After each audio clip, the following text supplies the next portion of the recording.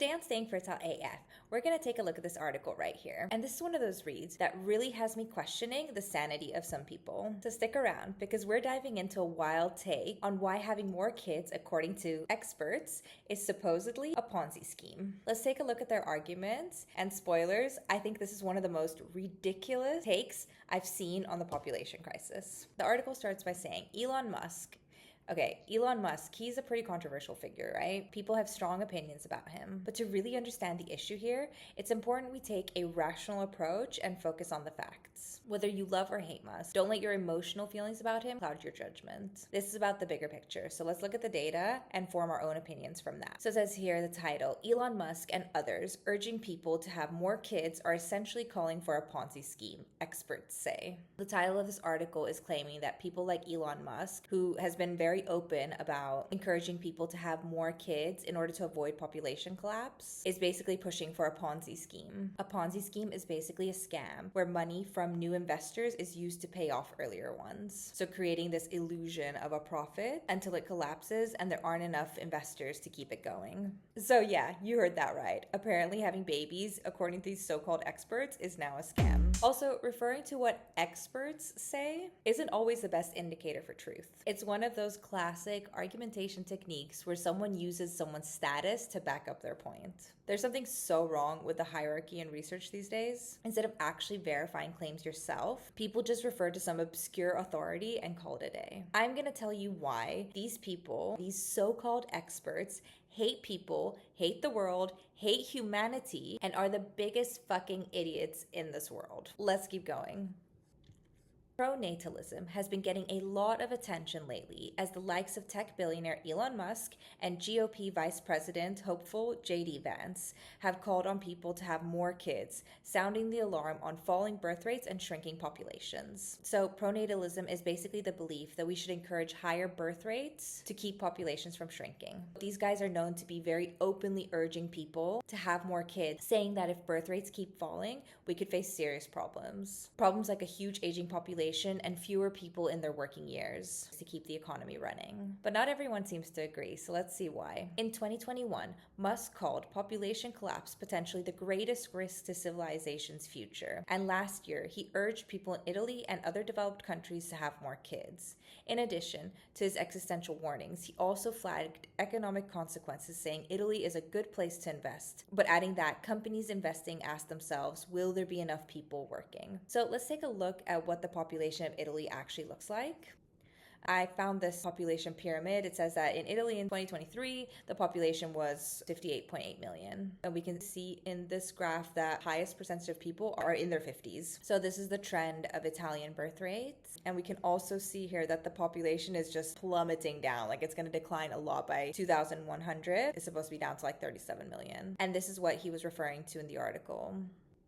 I also found this one is quite interesting. This is showing a population pyramid of Italy, and this is in 2019. So you can see the total population with the young population, the working age population, and the elderly population. In 1950, it was only 8% of people were in their elderly and 65 were working. You can see the big difference here. I think this is how the world should be looking in order to sustain the economy. If we keep scrolling, we're going to see that the elderly population is going to increase and the working population age is going to decrease. Okay, this is where we are now, approximately at 58 million. But if we continue, the elderly population is just increasing and the working age is decreasing. So in 2078, so what's that, like 50 something years, we're gonna have a 37% of the population is gonna be old, and the old need the most care and use a lot more resources, and they don't contribute to society. And we can also see here that only 51% of the population is working. In about 75 years, we're gonna have big problems. If we have fewer kids, we will have fewer people to support us when we get older. Who's going to solve our biggest problems, like climate change and fighting diseases, and take care of all these people? We might find solutions for all this through technology, but we're going to need warm hands for everyone. I, for one, want someone to be there when I'm older, and it better be a fucking human. So if this trend keeps going, who's going to be our warm hands? To be sure, Governments around the world have also implemented various policies to make having a family and raising kids easier. But according to Emily Clancher Merchant, assistant professor of science and technology studies at UC Davies, and Wynne Brown, research affiliate at the University of Washington Center for Studies in Demography and Ecology, birth rates aren't a problem in and of themselves.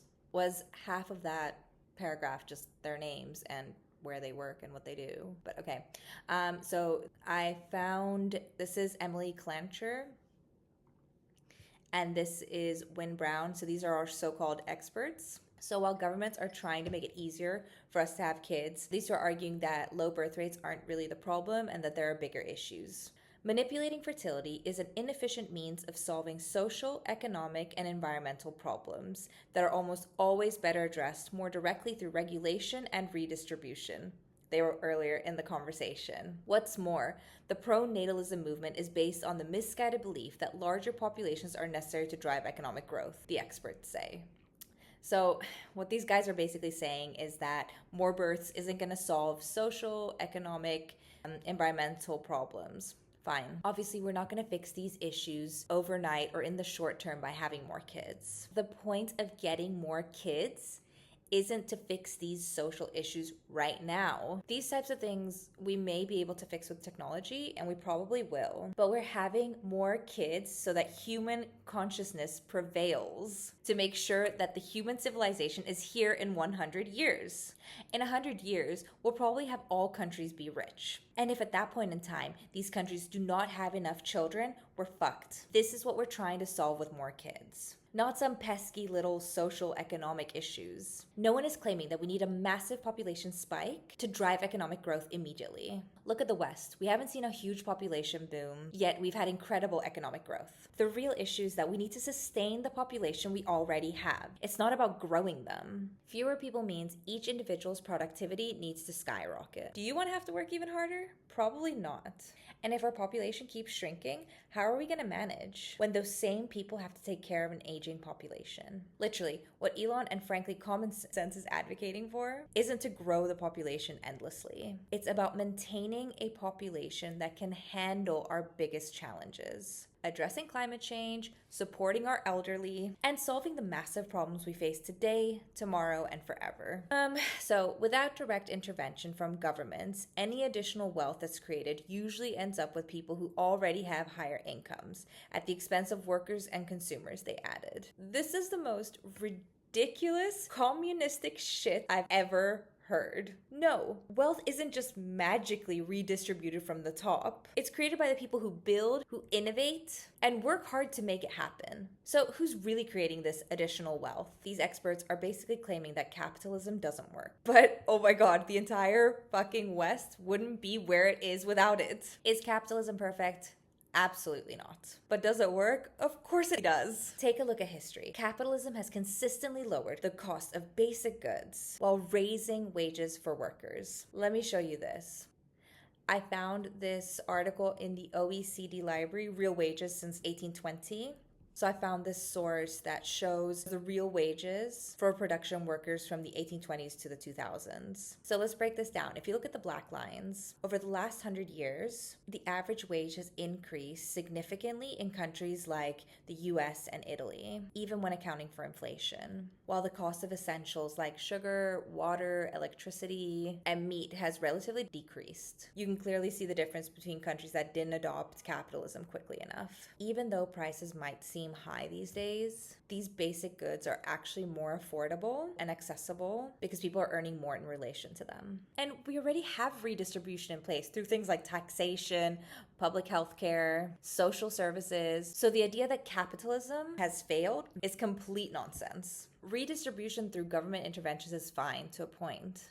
But claiming that we actually need to scrap the system that's lifted our standards of living and replace it with government redistributions, no thanks. Seen this way, pronatalism is a Ponzi scheme, Merchant and Brown wrote. It relies on new entrants to produce returns for earlier investors. They're calling it a Ponzi scheme because new kids are needed to support older people?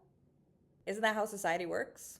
Of course we need the younger generation to take care of the elderly. That's not some scam. That's how the world works. That's reality. The circle of life, with the burden falling most heavily on women who are responsible for the bulk of childbearing and child rearing, often without adequate medical care or affordable child care. This I agree with, so true. Women do bear most of the burden when it comes to childbearing and child rearing. Definitely no arguments there. And yes, we absolutely need to support women with medical care and affordable child care. But to do that, we need more people. And who are these people? Babies. The very people these experts are saying we shouldn't focus on. A Tesla spokesperson didn't immediately respond to a request for comment. In a post on X commenting on the Fortune story, so this one, Musk said something deeply misanthropic about these people. So just to be clear, misanthropic means a deep distrust or dislike of humanity. Musk is saying that these experts don't trust people. They'd rather put their faith in governments over human potential.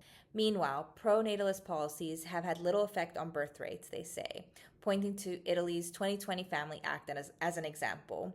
While it subsidizes childcare, increases paternity leave, and boosts the salaries of mothers, the country's birth rates has continued to fall. I'll actually cover this in more detail in my later videos, but I've also mentioned in previous videos that it's not just money or financial support that encourages people to have kids. There is a lot to do with raising our cultural value and status of parenthood.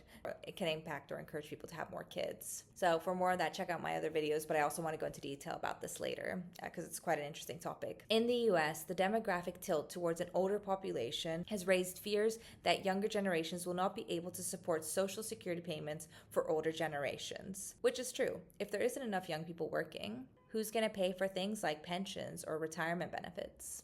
It's simple math.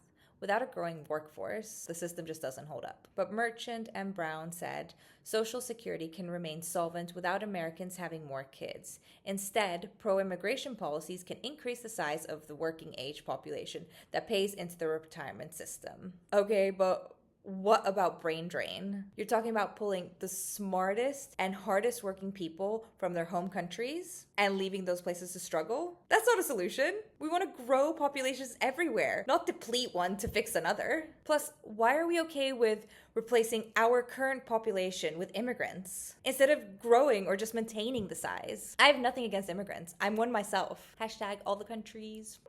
But advocating to replace native population with immigrants, that's not the answer. I'm not for replacement. I'm for more people everywhere. And lifting the income cap on social security taxes can also reinforce the program. So they're saying the solution is to just tax the rich more. Sounds simple and like off with their heads, problem solved, right? But this has been shown many times it's not that easy. Taxing the wealthy can help, but it's the middle class that really drives the economy. Relying on only taxing the rich doesn't magically just fix the bigger picture. Governments can still support parental leave, child tax credits, and high-quality childcare, but for the sake of helping children, not necessarily to increase birth rates, they said. That's probably true, but I don't think that's necessarily the argument here. And honestly, it's been shown that just giving people money doesn't really increase birth rates anyways. Like I said, we'll get more into this in the next videos. I've got a lot of thoughts on this. Seen through this lens, pronatalism offers a hollow, ringing promise that simply having more people will solve social and economic problems faced by nation's current population. Merchant and Brown conclude, but that amounts to borrowing from the future to pay debts of the past. See, the problem isn't with the current population. It's what happens when they get old. Saying having kids is a Ponzi scheme, that's literally the craziest thing I've heard. Are we really going to argue here that having children is a bad idea? It's like these experts hate women or children or something, telling us not to have kids because they won't solve our future problems, and instead we're just fixing everything with immigrants. Sure, in the short term, immigration can help, but making children is literally for our future. Immigration should be like running a sports team, taking the best of the best in, but don't rely on it to fix everything. Honestly, it's so wild to me that experts could suggest something so absurd. The real danger here is when a smart person comes up with the completely wrong idea. This article honestly blew my mind, and not in a good way. I think it's safe to say that these so-called experts are missing the mark. They've lost the plot. Calling having kids a Ponzi scheme, yeah, no, that's too far. It almost feels like they're arguing from a place of fear rather than logic. They're so caught up in the idea that having kids is some kind of scheme, they forget that societies have always depended on future generations to thrive and innovate for us. At the end of the day, I don't think the real solution is to tell people to stop having kids. We need to create a world where having kids is both supported and celebrated. And seriously, you can't redistribute wealth if there's nobody there to generate it. But hey, what do you think? Is Elon onto something, or do these experts have a point? Leave a comment below, and let's keep the conversation going. Thanks for watching, and remember, stay fertile as fuck.